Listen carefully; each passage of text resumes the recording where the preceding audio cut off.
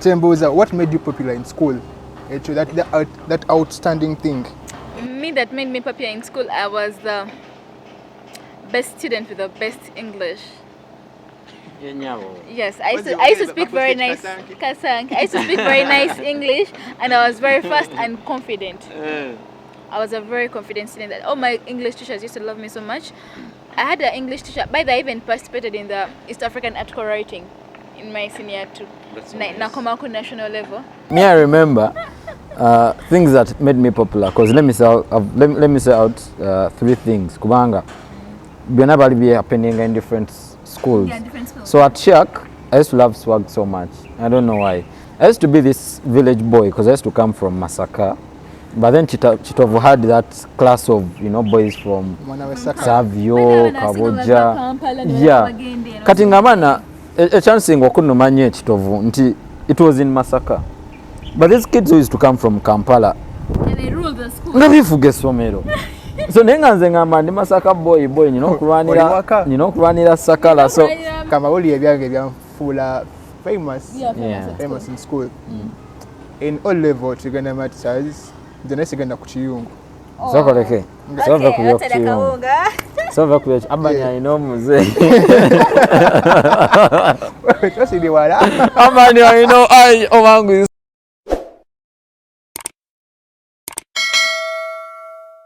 Ladies and gentlemen, we're back again. It's MC Urbaneithan on the Urban Reality Show. It's the conversation with Urbaneithan. And as usual, our sponsor today is Area Code 101. And on the panel, I'm not alone.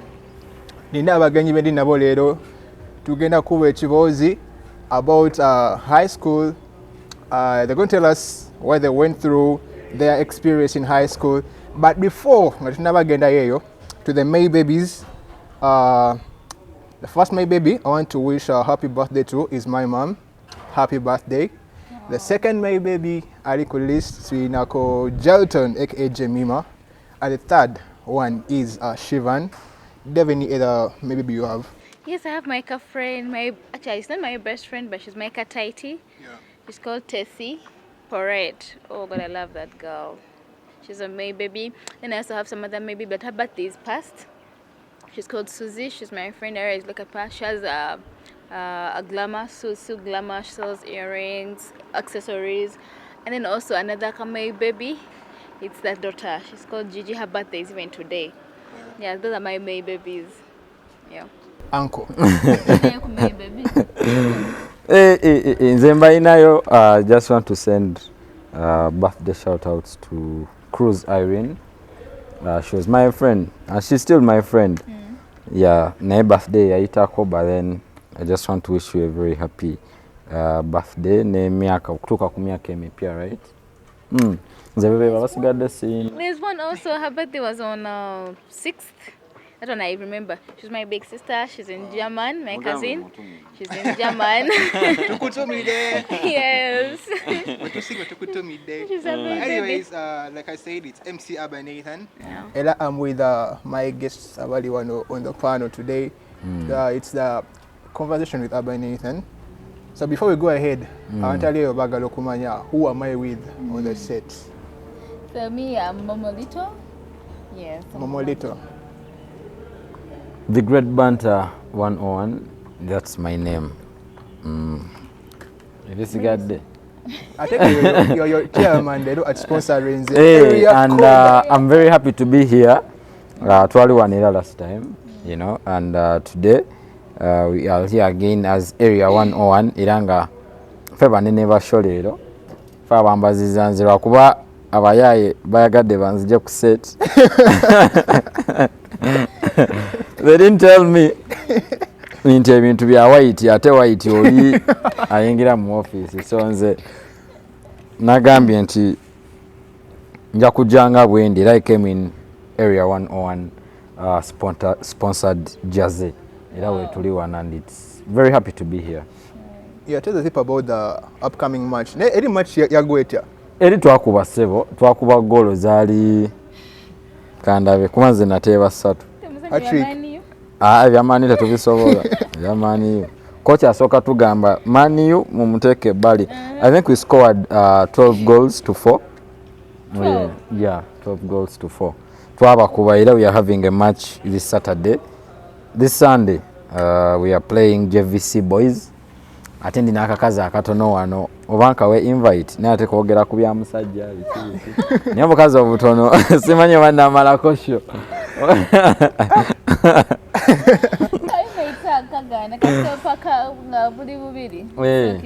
nga nakuka omusajja kwekali otojja naye nga tiri wano. So the main topic today is about school experience. We have seen nowadays prom parties, say prom parties. Nenga tunabagenda ku prom parties. Share with us about your high school experience. Now high school, oh god, high school, I have a whole diary. Just break it. Tumanyire tutuulire. I have a whole diary. You know, high school has so many things. So we have the elite kids, we have the middle class, we have the bullies, and then we have the bookworms. All those people fall in high school, in school. So now it depends where you fall. Me, I won't say. Me, I wasn't a bookworm, but I was more of close to teachers most of the times. No.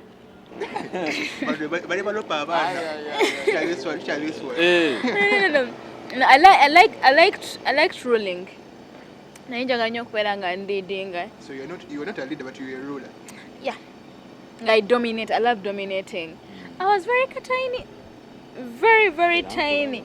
If I'm tiny like this at my age right now, I'm in my late 20s.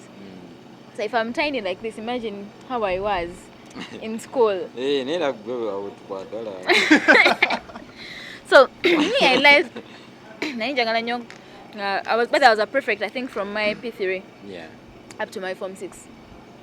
I was a prefect. Of course, I'm a primary, class monitor, Nembela call center prefect, senior 1 as entertainment, senior 3 language prefect, senior 4 of course a candidate class, then senior 5 was the information minister at school. I love talking, I love doing, but a prefect that always sides with the students. At some point, you get it. I'm a prefect, but I was prefect, but I was stubborn in my own way. That one I won't hide. And then we had the bullies. Oh god, I was bullied one time at school. So when I was bullied, okay, I will not be bullied again. I will not mention the name of the girl that bullied me, but she really made school be hell for me. And there are those bullies in these schools. People would bully you, nabba sati yo uniform, oba nasula ekintu ky'omutoyi. But these days, these people bully even outside school. Ajamu bullying, plotting, musange wabweru bamukola ekintu. You get it? You know, movies expose people. But they're gonna la film ya high school, ngomwana bamusanze mukubo ne bamukuba. Nagamba we should try this. Kati bullying enaku zinateekola ki? Yakyukamu, teringa bye byaffe bya kubba sukali wo. Oba najja ne babba ebyokulya bakati bullying yakyuka. But the parents should be careful. Some kids be bullied at school and it psychologically tortures them. Olaba mwana nga takyabeera social, takyakola biki nga they are bullied. Get time and sit down with your kids and talk to them. Bagambe, how does school treat you? You get it? Nga wona tula nsino mugamba, what do you want for prom? Or what do you want to put on? It's the same way you have to sit them and ask them. Mubeerawo mutya ku ssomero. These kids are bullied. I think bullying is real. It is there. And teachers don't know these things, by the way. Teachers don't know these things. Anti era ebiseera ebisinga gwe babullyinga bamutiisatiisa because once I'm the bully, I'll have to make sure that I bully you, but then you're not supposed to report me anywhere. You understand? So ebiseera ebisinga the bullying goes on, and the kids know about it, but then they don't report. Because these bullies era babeera balina influence mu ssomero. The moment you report, the whole class is going to go against you. everyone is going to go against. They're going to threaten everyone. So that's where the problem comes in. But at the end of the day, this student is going to be affected. Haven't you seen students who commit suicide in school? Yeah, actually, I get the kucha bully ngolinga nkona. I remember in my P4, I was kind of a bully. I don't know. Okay, I don't know that what I was doing was bullying. Yes. But then I had to be reported, and I was caned in front of the whole school. The whole school. Yeah. But then nze kale nakikolanga nenga simanyi nti na bullying. So kati I had this guy yali anone chigalo. But then he was my close friend. So senior, I think we entered school for namu pre-primary, and twatuka mpifongo omwana yava mu pre-primary paka pifongo achanone chigalo. So nze natuka nengamba nekatono omulenzi. Ayino kivaako. So I used to get him nga buli omusanga nga akinona akitadde because yanonanga kino. Every time I used to find him nga mukuba. Nga mugamba leete engalo. Nze kuba pencil oba nenze kuba akakalamu konna. So kyava mu kukya engalo, and there reached a time nga newe mba njagala, let me say, because at my primary school used to have 5 meals a day. So nga tubeera ne evening tea ng'ebeeramu amata. So I used to be this elite guy nga saagala kwerabisa nnyo. Cool kid. Cool kid. Kati nga gwe mba njagala mo, because there is even watukanga wakaseera nga bayita abaana to come for more. Mwenga kati ate ffe tetusobola kgenda fe abazimbira essomero. So I used to send this guy nga gwe nsindika ne mugamba genda ndetera ekikopo ky'obuugi ekirala. So nga ne stocks olusi soza stocks nga nze akola ki? Kyava ku ngalo kati nendaba nti olaba nsobola omukuba ave ku ngalo. That means I can control him and he does whatever I want. So paka we bandopa, and I reached a time I talk to him right now. He's called Male Dennis. Era Male Dennis namukubirako ne mugamba man, I was sorry. Yes, you're listed. Nange nali simanyi kigenda maaso, but then I'm so sorry. Neta kyanona kigalo ndoza naye atuuka akaseera n'agamba bakyaliibe. Mwana no yanyamba. And he's my good friend. Anonya newe tubanga we've lost contact. He looks for me. So agada jira nakulonya nagamba man wanyamba. Kadi now imagine if they didn't report you. You get it? it was going to get worse. It was going to get worse. Because so there are those students, I don't know what students, we have extroverts and introverts. What do students ngabale ba introverts? Nga no one amkole chitu agenda kola chi. Agenda silika agenda opening up, and then they end up committing suicide. You get it? We have seen kids that commit suicide. Olinga gamba bansekeredde nafunye max embi ne bansekerera. Okitegeera nagenda ne yetuga. You get it? Nabera mu depression ekimunyiga. Some stuff as body shaming. I think it is also too much in school. Yeah. Omanye biseera bisinga fa cracking jokes. You don't get to know that what you're saying is hurting the other person. Like you think you're making twogera bali ne baseka. Of myself. You know, I have a very tiny voice. You see it, it's very tiny. Can I now imagine in school? I used to have a very tiny voice. I think I speak very fast. Abana nga bampita kasanke. I didn't know what that meant. I didn't know what that meant, but that thing disturbed my head. Were you in the central region? No, I was in Lubiri SS. So they were planned kids. They were planned nena ekibuli nakyo ekiriyo man. Omanyi kati nga buli wembitawo ku classroom kasanke. And I'm like, even up to now I don't know what that means. Oba it's a kabad. Someone told me why it's a kabad that Yeah, it's a bad. that overlaps. Oh God, that thing disturbed my head. No. It disturbed my head. And tukaisalanga sichagenda. I used to read school news. And tukaisalanga sichasoma school news. I don't go for debates. I don't do anything. I feel out of place. I feel so small. When I read it, oh God.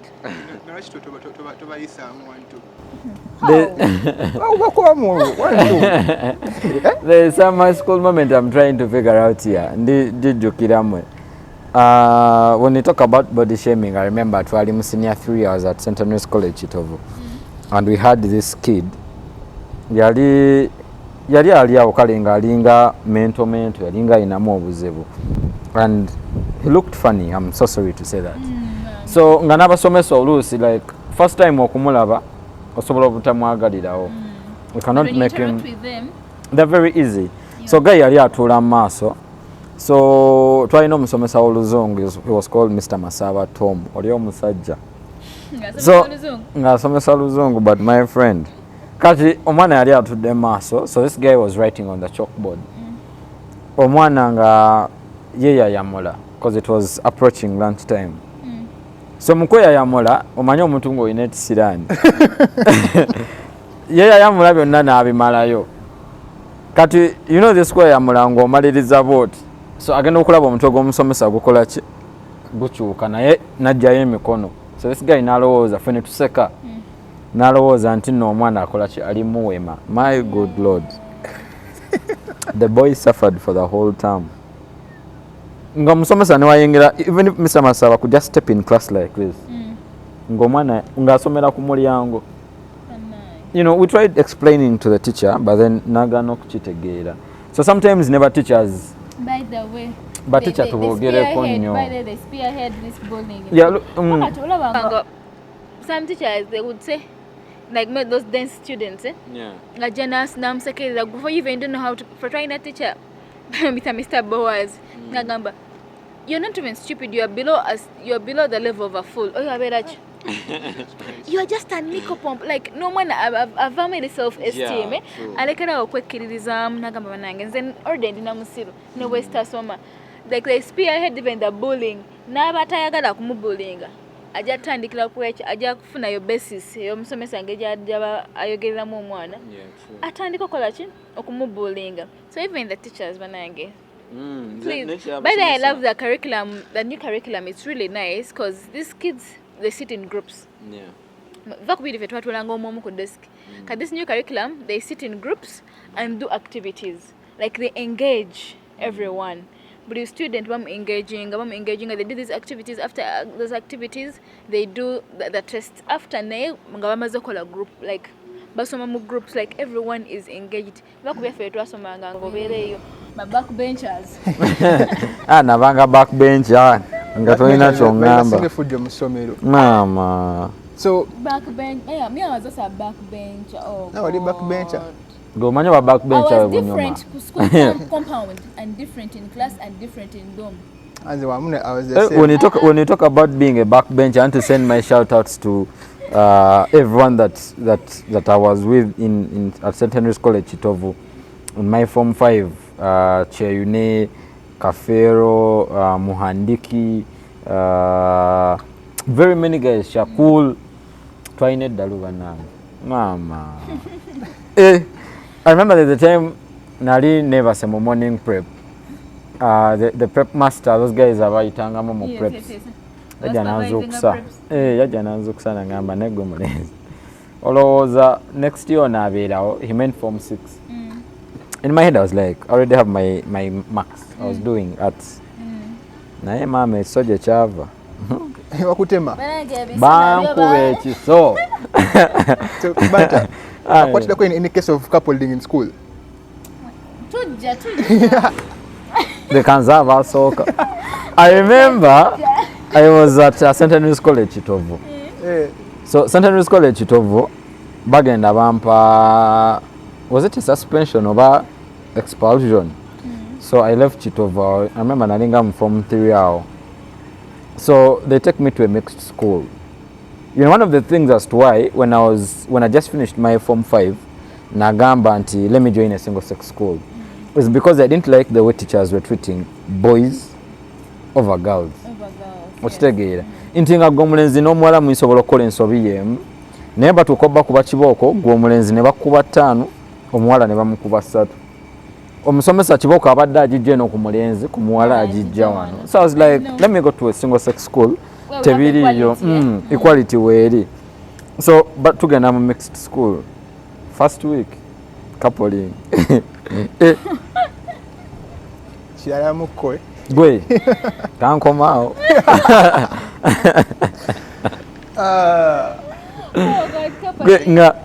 You know, talking about mixed school, Kati, I don't know what people liked about boys that came from single sex schools. You're fresh. Mama. The moment in the side I'm from Shak, I think there are some people that knew me. Yeah. And the moment when I'm dropping, I'm somewhere but in a kesi kange no mufaliso. I don't know how rumors spread. Shak product. Bale some lenses wakuva ku Shak. Bale is a Shak. Shakist. Shakist. Nkugambye nga mbeera wa mabaluwa nga gayita.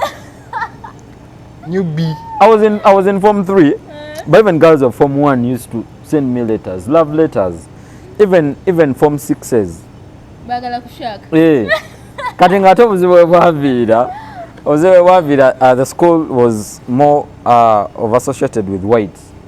Kati nga baleeta abazungu nze, you know, they were so fast. Kati nga nze avudde ku shack, there was also some Kenyan girl called Zali. Nga fe aba-interpreting, nga fe abagezaako, Like to interact with them. yeah, n'okuddamu okubuulira. When they talk, Interpret for this we interpret for the kids. Yeah. My good lord. Bankwata coupling mu first week ne bankuba kiboko zaali oba 15.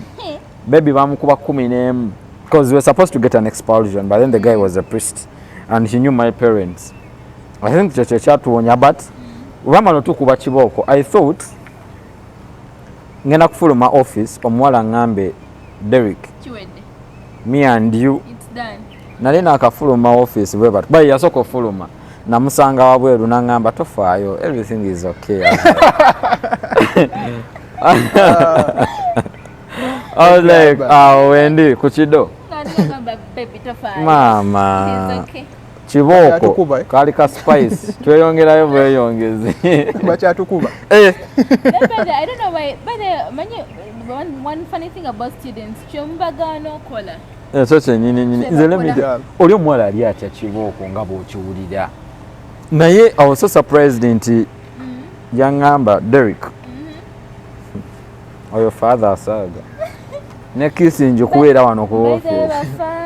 My HSC school, I went to Seat of Wisdom, Father Senkoto's school. Oh God. Yeah, school ngalinga gamba nga waliwo ino mwana ine dalu. Bana simanya akulemeredde gwe mutwali wa Father Senkoto. One time like this, they'll be straight. Hey. The Gambia, when I was in Liberty SS, I pleaded for my mom. May her soul rest in peace. I pleaded for my mom. I was like, Mommy, I want to go to my Kerele college. She's like, so kuja mundongo nenkuza mchidula. That's the statement she said. Yeah. So like, sasa kuja mundongo nenkuza mchidula. From Liberty SS to Marcos. Like, no. I was like, okay, Mommy, Chamba go college. She's like, no. I was like, I wanted at the schools. So I was like, okay, Old Kampala SS. She's like, no. Don't even think about any day school. I didn't like Mengo because Mengo was strict. I was like, Mommy, okay, Mengo. She's like, you're not going to any school in Kampala. Marcos was also some other school by the way. So I went to Seat of Wisdom. You know where Seat of Wisdom is? Kayunga Road. Kasau. After Kabimbi. Mukono side ngogenza mukono wote. Mukono off the main road ka boda ka 10. Kati no. Boda yokuchajigira 15. Eringa ne bwotolo ko batonatuka na kukubo. Nga bakukutedda. Mukono inze. Senior 5 ubangoba ekitovu. My dad, we're coming from Masaka, imagine. Ginger. For Ginger says. No, Sarah. What would you? Ate. No visiting, no what. I think the closest relative I had. The closest relative I had. Abira wonga wakafuluma mabira boats and she's missing and she's very old. Tasobola kujja. Ate nga nange sirina budde bwe.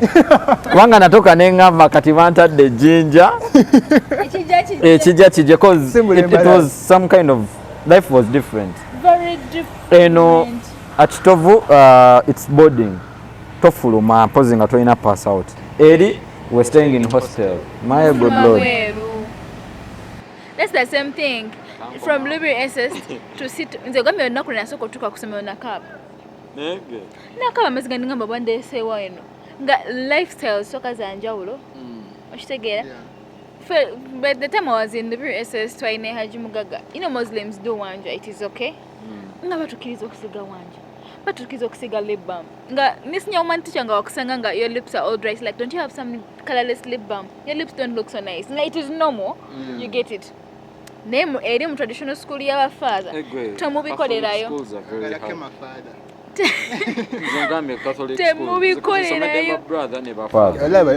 I was at Uganda Matters, so my O level. Nenvayo, yeah, Ruvaga. Nengenda called Kampala. That's when life started.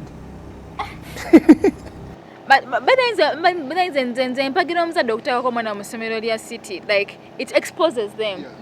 It helps them expose them ne bamanya nti wano nkola bwenti wano nina kukola bwenti oba situation bwenti nkikola bwenti. Waliwo ke njagala okuyisaawo nga sinnakeerabira. Have you realized that in most cases when you start asking your circle, let me say abantu b'otambula nabo and they're like, yo bro, osomedde masomero ameka, you're going to realize that gwe wabeera bakugoba masomero nga abiri, gwobuuziza bamugobako mu ssomero limu abiri oba asatu, oli omulala naye bamugobako mu ssomero eddala. I've got to realize that. Ask your circle. You're going to realize into your characters tezabukana naki n'ez'abalala. Because I have my guy rough. Oda nonyumyamu ne rough one on one. Asobola okugamba nti only from senior 1 to senior 6 he went to something like 10 schools. Ate n'oyo katono. I had some guy namusanga eri when I left Shark. When I left Shark I went to some school. Naye ng'oli omulenzi every time different school. Every time nga ne term emu dalu bubbi kutoloka and stuff like that. Ate ng'oyinza ne saazo ntabikola. Yeah. Musomesa kati.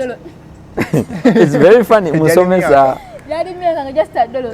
Nemusanga mu ssomero ly'abaana bange. There's one thing I never forget doing. Nga bw'oba togaba nze nayi mukugu mukama nsonyiwe kugulawo ku fulu ne fooko.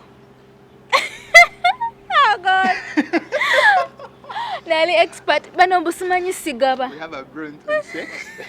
Nzikirizibwa okwongezayo no katebe kange. Kuba n'ebbiri zenna nsena ziyitirawo. Bino mbusigaba. Nkusabyeko oganye. Then is a nice sigala case yange. My husband rest in peace. My mom used to buy for me grab. Yeah. I got me my little sister. So I had big brothers. They come and visit. They bring grab. My dad brings. My mom brings. Zenga za sigara. Nanga wana manyi sigara case yang. Nga you come and ask me something. Me I'll give you. Me I would prefer having pocket money than grab. Nenga pocket money mtala kama office. Ne byo kulya people eat. Ne kusaba ogani. Let us talk about grab as well in school. Yeah. Grab. Umanyi nayo ya there is a way to use to put people in their position. Yes, by the at these days banange bakisusa nalaba ka video ngo omukazi aletedde omwana ebintu nengamba agenda kukola duka over this you know there is a way they put everyone in their own place. Kwa goberao wewana wewa video netuka nemakuletera kavera ka green kam atenga muni abani baleta usofia gwe abalala balina simanya latu abalala balina no gambo banzibe obangende nefule mama tata mwana woli tata. You understand? But that's one thing my friends liked about me. I would share my grab. But me I used to love money. Nyanga babi tanga. You want sugar? You want bread? You go to Jenny. You go to Momo. She will give you. Neka tubine bintu byo kugulawo case nga tubikosa fujjo. Sometimes nga tugenda na chirya. Nenga twagala musomesa ki? Somo. You have to. Final man. I know me yali ansula wansi. I remember in form 5. Ansula wansi we used to sleep in cubicles. Cubicles. Yeah. And HSC. Kati nga nina chali wange sijja kwogera linnya lye form 5 I remember kacubicle I cannot remember why it was room what. So vidi omanyenga vidi mberamu abakodo mberamu abagaba mberamu oli abiri awayisewo wiki bbiri nga bivuze n'ovundu oli bamuleetera ennyama ku vidi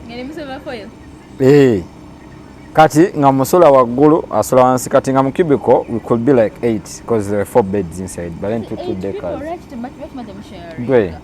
So atulinda ffenna tuwebake lights out yabeeranga ku ssaawa 4 enyama yagisumulula ssaawa ndowooza nga 8 naye nga nange okutu gwe kati nemuleka naagaya namenya eggumba omulundi ogwa namugambirawo blood nange gyendi eno nkoze otya he felt so small okitegeera mulimu HS ebyabana ba O level gwe mberamu oli nga ye tagaba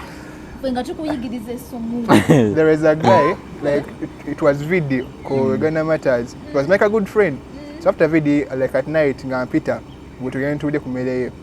Kati nga ntwala mu class. Ngabana bana bali mu domba banonya mmere, bano banonya biti. Kati agenda ampa enkoko. Nimugamba kanzije. I was the Judas Iscariot. Awa betrayer. Ngenda mu domba ngamba ali mu class ngenda abawe mmere agaba. Bana bana ne bagenda bamuyikira. Omuleke mmere yonna. No, but the teachers, by the way, many amantu bayiga. But for mana gatwali akechipoli. Next time we yarete budomala oviri. Ngamba you people, this one is going to be, I'm going to be giving you, this one is mine. If this one gets done, I'll not give you again. Like here you go, you get it, you learn. Yeah. You know, we used to do these things, the enga tuyigiriza somo. Yeah, better I used not to open because jagala kubba. Because me I had enough. You get it. Ne tuyigiriza somo. Ne abambacho so sad. Try no mlanga yasu na bunusu. Try to meet bunusu. Because I've put my money under the pillow. Pananga ole mwananga abaza. Ngatobusanga. Ai ate nga tumumanyi. Bunusu. Because I have money in the set. Tugenza nazo mu class of me mu washroom. Obanga she was so fast. She was so fast. Some things ebyannema okuyigira mu ssomero. I think kusiba tayi, etayi yo yannema. Paka kati simanyi kusiba tayi. Najiga msinia one. N'ebisumuluzo. Ngabikubulako. Mama. Let me give you an example. Ebisumuluzo byali byannema from primary. Nga ne wobisiba mbulago simanyi bibula.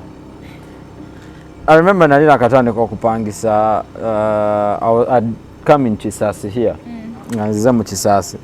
Kati nga nakamala olunaku olwa I just come nguze kufulu empya kufulu nyina bbiri. Ebisumuluzo byonna biriko key holder musinabye somolola. Sijjeko na spare. Kati nga ngenda ngamba let me close up ngenefune wali ekyokulya just come first day mama kukubo natambula mudozo okuva wano mita nga 10 nenzijukira nti kuba nagenda mbyewuba bwenti mukuddayo nkutte byakulya siwuliramu bisumuluzo siwulira byewuba ogenda okuddamu okukebera yonna yonna gye nayitidde ngaebisumuluzo tebiriyo nengenda nenfuna abasala kufulu empya I just come sawa zile kuba najja ndoza sawa nga 12 sawa 3 ngaebisumuluzo byabuze dda ndeeta abasala kufulu so my neighbors buli omu yajja agamba atani yabbe sawa 3 bagenda otuuka nga nange kwendyawo nyimiridde nagamba kati ate ndowooza ono neighbor kifulu oba avuddewa yakajja lunaku lumu asudde ebisumuluzo kusiba tayi n'ebisumuluzo nze kuba kikalu era n'ebyemmotoka simanyi wenzija bikolanga kuba kikalu sizengneza jeza batoni oyinza okunyiga batoni sinzireka munda mu motoka anti ogigulawo noyingira ebisumuluzo nobiteekaawo nonyiga push button notandika kati oba ofuluma nobireka munda olwo nga yeggala gyemiranga n'emiwoobe.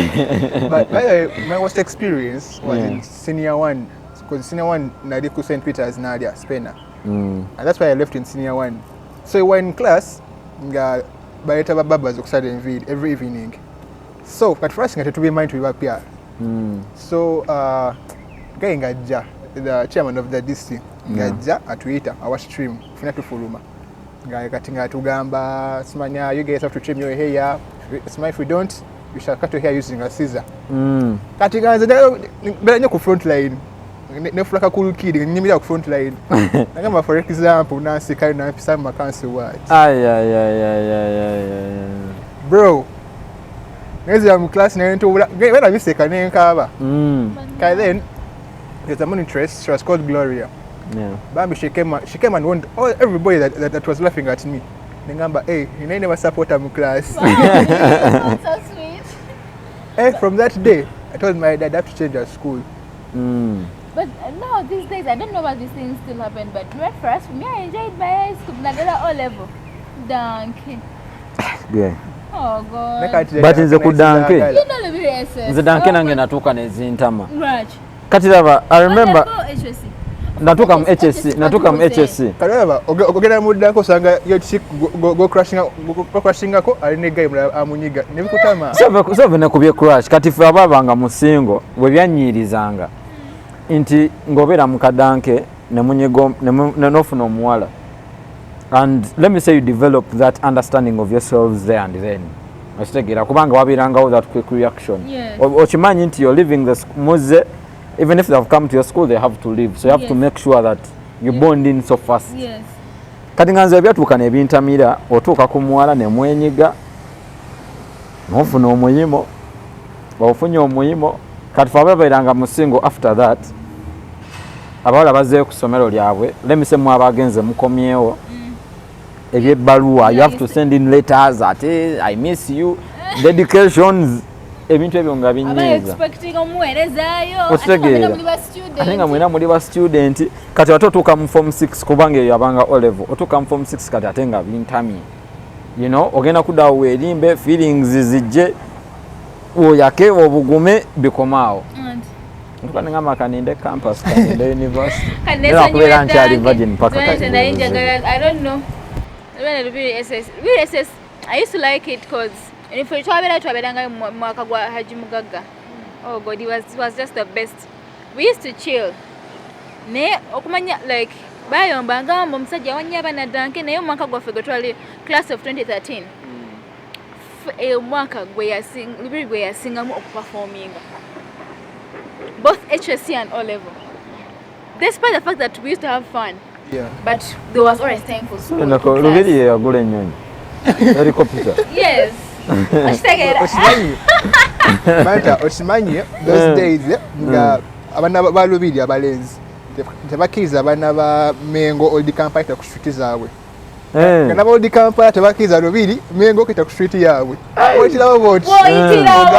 Ate nga it was try to tumanyi nafaaba wala nga tukimanyi. So that means the rivalry was too much. It was too much. Ate okituuka mbalenzi eri waggulu erisaizi eri eri kuyigana matatu abaana beekubireeyo. To make matters worse nga tulinayo match. Old Kampala oba ekuba tekubye erina okulwana. So Old Kampala eringanga Masaka SS eri e Masaka oba Jinja SS ejinja. Jinja was also another. Jinja baterera ya. Bwana anti dabayo when a village Jinja, because it was our last year Asemba ndo zokole fujo. When a village Jinja nga they had installed cameras everywhere. Buli muti mu ssomero nga gulimu camera. Classrooms. Naffe Lubiri kati yakyuka hostels ezisinga baazizza munda. Ngeno nga bw'omanyi Abasoga, I'm sorry to say this. Bali no bakateekayo cameras nga bakazinstallinga mu class. Kati oba omusoga yakoba nti bano be baliko tebabitegeera. Yakoba ki? Abaana they were in senior 3. Ngalo mu nsonda. And I was like, and they were looking into the camera and bali batesting abalaba oba zikola. Bali no bakyali makati ga process. Ne babakwatirawo. Cameras are already installed, have been installed in class. And you're still doing shit. And they're still doing shit. Abasoga banyumiranga, abasoga basanga mu betting. Bonna abasoga. Nenga bonna bali mu kwevuma. Jinja was so fun. Nenga bonna oli kisoga iwe. Nenga naye musoga. Hey, But people are fun by them. They are very fun. They're good. Yeah. But Jinja is fun. I was there for 1 year, but then. Rubaga girls those days. Rubaga girls, yeah. It's also. Yeah, girls. You're so loud. Bagambe nze. Rubaga girls and Shaq. Bali way but yeah. So not to sobola honi yafe. Our honi. The time I was at Uganda Matters. Inga. Even Smack Rakubabo. Smack boys badiringa nnyo na Trikona. Na Bisunsa. Trikona batuuka ne bajija ku band. But I mean na Bisunsa na Magunga girls. Even Gayaza. There's a classes zaabwe. The time was at Uganda Matters. Inga tutuketsa tukana Rubaga girls for interact na nabo bajja. Plus also like twine mass ku church our Rubaga. Kati our girls dresses of theirs. Oshegera kati our girls from Uganda Matters nga they be jealous. Why are our boys talking to those girls? Why? Because our boys from senior 5. But Father Senko is just the best headmaster I've ever seen. Kati, senior 5, 12, that's the admitting 12 arts class, 12 mabana 104 arts class only. Kati, the boys are very stubborn, you know, senior 5, I think I'm one of the guessing a mock of mabana bavy, where I think about all over Tebada. I think I tried to the different schools. Kati, got in different characters. So I had my friend, she was from St. Joseph's, Namagonga, Carol. Characters of the scholarship. There's a clicking, there was slangs, bichi. Yes, my dear, a bit for people using to speak slangs. Cutting out to clicking, we are very stubborn. Coupling with you, coupling. I think I found I'm coupling and Gabagata. I do your name, Peter. I'm going to call your parents. I'm going to call your parents to reception. Katuma Valens were Fibaga and never dodging a prep. From 5 at by dodging a morning prep. Father Nadia, I'm going to suspend all of you. 2 weeks. That was a father, sir. You're suspending our lens. To a Caracas. Father, our boys. We want our boys. We want our boys. Yeah, Manche Agamba. These boys, they're not coming back in senior 6. They're only studying from here, senior 5. Not close, sir. To our senior 6. To our senior 6, Avalanche. To the Avana 104. Senior 6 to Ajikola to the Avana 49. But it's good. You know why I like that. Sometimes the students think that when they pay school fees, they own the school. Yeah. They can do anything they want. They do what. To whereby I'm a client, so the school fees is the right on Cuba.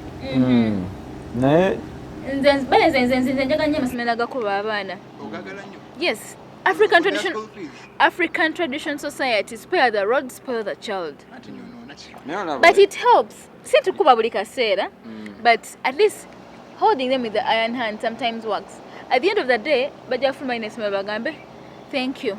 Yeah, true. They'll see it after. Awo wenyini wemba denzi janti fena je twasomera yona je tugenze. You understand? Nti whatever school you went to, there is a way every school molds its students. Era bisere bisinga nti ogendo changu nnyo, it's very easy for me to see someone even if I've never been with them. Nemanya nti this one has been to a single sex school. This one has been in a mixed school for their whole life. You understand? Inti yona masomero je tuyitiramu, they're the ones that made us who we are right now. Inti byonna tukola ebiseera bisinga tubize mu banga lye tumaze ku nsi. Je tubadde, the schools, the homes, we pass everywhere, yes. And the friends we make in school. So school should be something that is harmonizing. Tugendayo kuyiga, yes, but then we should also use it as something that brings everyone together. I want to have a gulu, we've made friends from school and they have become sisters and brothers to us. Like they have stayed. We've made, social capital and everything. Recently there's some gig I got, but naita because omuntu gwe nasanga yali akolayo nayi nasoma naye. You get it? Yeah. Nyenga nasoma naye ddi. Kulubiri SS nganavayo na ne campus manje yasomera. Maybe because we are friends, I went to that school, I met them there. That's how when I saw Funachi. So these schools, we are really so grateful, by the way. Yeah. No bogambe bende masmelo gachu ka tebita inali dalu twali trina. Ma plan kids banange wogena kulubiri SS my god. Rest in peace Matovo, that the current headmaster there when he died recently there yakavayo. But oh my god, right now you see the SS. It's on the other river. Only, but it is really, really revamped. Yeah. But anyways, really amazing. As we conclude the first segment, I don't go to probe. Kati, first as we conclude, Temboza, what made you popular in school? That outstanding thing. Me, that made me popular in school, I was the best student with the best English. Yes, I used to speak very nice Kasang. I used to speak very nice English, and I was very fast and confident. I was a very confident student. All my English teachers used to love me so much. I had an English teacher. By the way, I even participated in the East African article writing in my senior 2, Nakomako national level. Of course, there are different people from Namagunga, Gayansa. Those guys are so good. But at least I got a chance to participate. Yeah. But I thank my parents for having given me a very nice foundation. By the way, I was at the chintu bachibusa amaso. Omwana abatandika nursery namugamba kamuteka kwa kakasomero nja kumujjawo njoke mutwale oba kusa Apollo kakwa no. When wabatandika baby class oyina muteka in the best school. Yeah, more foundation. Me, I thank my parents because I went to Apollo Kagwa for my kindergarten.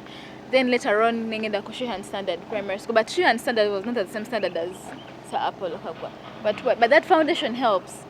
Yeah. It really helps, by the way, it really helps. Me, right now, even if you meet any OG of mine, any OB from Seat of Wisdom or from Liberty SS, are you looking for Jenny? Oh, you're the girl that speaks English. You're the girl that speaks nice English. You're the girl that is confident. By the way, I left my HSC school. The all of us students, Luganda. They had never had me speak Luganda. Like, I used not to. When I'm speaking Luganda, like, the friend who came and appreciate like, please you manual Luganda. It's not that I used not to like speaking Luganda, but it was just my, can I say my, that is say because I just nganzo muntu chendali njagala. I spoke English from senior 5 first term to senior 6 third term. No one ever had me speak any Lugandan school campus. Woman already don't know.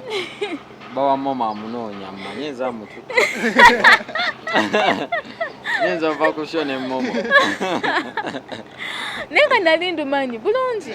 Now my friends around me ngabagamba that girl knows Luganda. Mana mudomo ndroga na ye ku campus. First of all, by all my positions that I was in, as a prefect, they needed me to speak. Entertainment prefect, language prefect, information minister. Like, they needed me to speak. Like, how do I start using Luganda? Like, how? That we have visitors at school. I'm not supposed to give speeches on behalf of the school.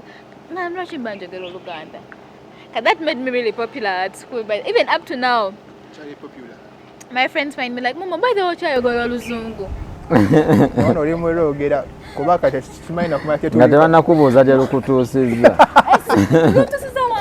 And in the people always ask, hey, you know those memes that keep rotating and making rounds on social media. Ne bakubuuza nti abaali let me say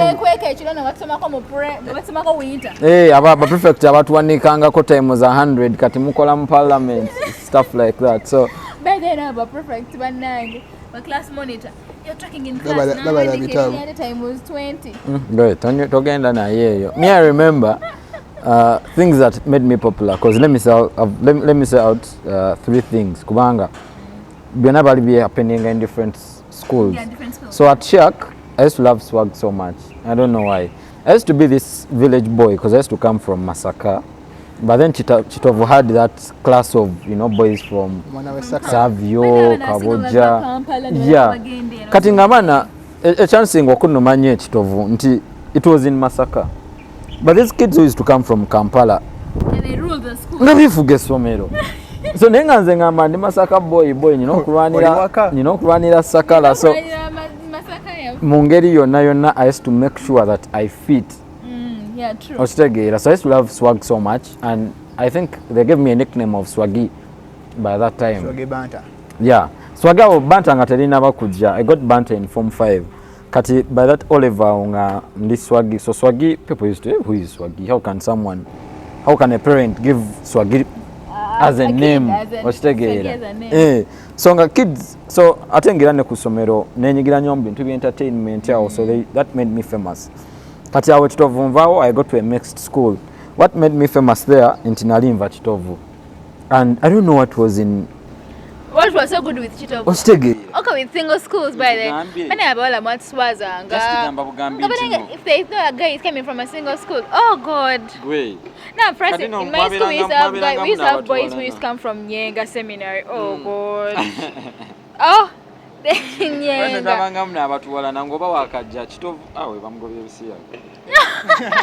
No evidence, no research. And I'm like, takumanyi tomulabanga nako talina mukwano gwo gwamanyi nene nakikubirawo ekibozi Kati, I think there at our, when I went to that school, yali aba father. Nze lumu natukanga akaseera nga, you know, being stubborn and reach an extent. So nga basomesa bonna bakuvaako. Kati nga asigadde gwe. There's a time I used to wake up in the morning. Nensaba nenga munyala partner ne omwana nti today sigenda kukola nsobi yonna. Noda nga ndi mukwebulira nga nze nengamba nti leero sigenda kukola nsobi yonna. I'm getting out of this dormitory, out of the dormitory premises, ntuuke eri mu kusomero nga ndi clean. Mama oba wakafuluma gate ya dormitory kikalu kati Mukama Katonda nze nazza gwaki nze nazza gwaki. Kati when I left there ngende Jinja. What made me famous in Jinja SS because I was there for 1 year. Era Kampala boy. Balira nomva Masaka. I was coming from Masaka. Hey, Kampala nga nange njitambulise coming to visit bichi nenga. We are based in Masaka. Primary, I was at Bright Grammar. It's in Masaka. I went to Centenary School in Chitovu. Even from Chitovu, I went to some school there in Masaka. So when I joined, Mama, I think I'm in Zara. By that time, Moccasin Gazaka Fuloma. I had that swag from single sex schools. My good Lord. Every time I used to enter class like this, have a cousin. Nganange mutima ngamba it was 2019 2018 around there. Nenga kati daba mbagamba ndi MC because in Chitovu I never had that strength and power and influence. Teyali amanyi nnyo kubanga abana balinga bangi. Nga n'otuuka ku prom, you want to be the MC, they're going to question you a lot. You're from Masaka, how can a Masaka kid host our prom? You understand? It's supposed to be kids from... They used to put in new people. Exactly. So, mwananga binyiza. So when I took area, I got the chance. Jukira abantu already banyinamu amalo mva Kampala. Another thing, by the way, these students should know, by the way, if you get a chance and you watch this and you're a student, we come from different families. You don't have to look down onto these your friends when you're at school. It's not that they also want to be born in such families. It is just that so if you got a chance and you come from a family where you are well off, thank God for that. You don't have to look down on your friends. Sure. But you don't have to look down on your friends. You get it? We are in school, we have all come to study. At the end of the day, you don't know what life has to offer. This person you're looking down at is the same person that you're going to meet out here and is going to be your boss. HR. Yes, too. Arbitraging. It's either her that is going to trash those papers or it's her that's going to forward these papers like, oh, I studied with this person. But imagine it's this person that you used to treat is the person you used to treat so badly. So they should look at this. Don't look down on people. It lowers their self-esteem. And if someone's self-esteem is lowered, it can never forget. Let me give you an example. Let me say, I don't like it, but then I'm a funny guy. I cannot take that away from me. Yes, which is okay. I'm very funny. So, njogera nnyo. And at times njogera, kale bigambo everything are just to get there for fun. But someone takes them so serious. Yes, you are sarcastic. I was in Form 3. It's okay to be sarcastic. I was in Form 3. Nengamba omwana kati tolaba. Ngenda beera TV presenter. Ngenda beera radio presenter. Nga newonkubira essimu. Nziraba nga message ziyitawo awo banga omuntu omulala yasomye nti let me say, because the girl was called Annabelle. So I was like, let me say Annabelle has sent greetings to the show presenter and she's requesting for this song. Nemugamba sijja bisoma. Nabira wakabi nzadira ba MC Katsiba Douglas Mbigere. I met the girl in Form 6 VAC. Kubangire number yali embuzeeko. People change numbers. Nange nkyusa ama number buli kumpi buli mwaka. Baby yangamba. Bye wangamba musatu. Yangamba bantu oli muzibu era nga we wagamba. Agamba enamba yaffe kati era nkulaba obeera mu mabaala wafuuka serebu watwerabira. I was like, me, I was joking. Yangamba era nze n'enamba yo ngiina n'owogimpa kati ngenda kubeera nkulaba bulabi. And I was like, are you serious? Like, and you said it in a sarcastic way. By the one thing you should know about we women, Actually, even if you ask a doctor, for us we remember so much. Tujjukira okusinga abasajja. We have that characteristic about us, like we remember so much. We have a good memory more than the boys. It is proved. Mumwerabira. Namba nyoba kangambya nga tuli somewhere nangamba girls, so I was trying to relate. Yes, girls remember so much. And me, I even still remember the first day I went to class in baby class. I still remember. But anyways, wrap up the first segment. The Kamaoli ebyange full famous. Famous in school. In all level trigonometry, the next segment ku kiyungu. Sokoleke. Sova ku kiyungu. Sova ku abanya ino muze. Tosi wala.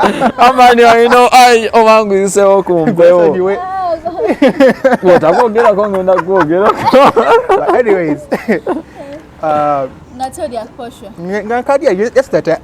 kusimba line headlines. Kati every Monday of the week they would give analysis of the week. Among the big spenders, because they would always find me at the teen. Lunchtime. Era paka kati oli cool kid. Big spender. See Whether he's a big spender. Big spender. Gwegamba bagambe cameraman atunuzeke nga kamera wansi. Nze nzirukawo. Ekidala. Ku Lodge Kampala. Nakola team bagita band family. Kati nga one form 5 by that time. Netuwera abantu mulema ba art aba science netuyinga ne mu O level tufunayo abaana kati nga tuli bangi kati I was the leader of the group nga buli omusomero yabuuza abantu family yeriwe ekola ki Urbaneithan yani omwana mupya mu ssomero yefuza essomero ataddewo ka tiimu ke ka family ke so nga yabeera n'obuwala ba O level. And then, by the way, if there's a life I would want to go back to is high school. I don't know, because me, I enjoyed my high school.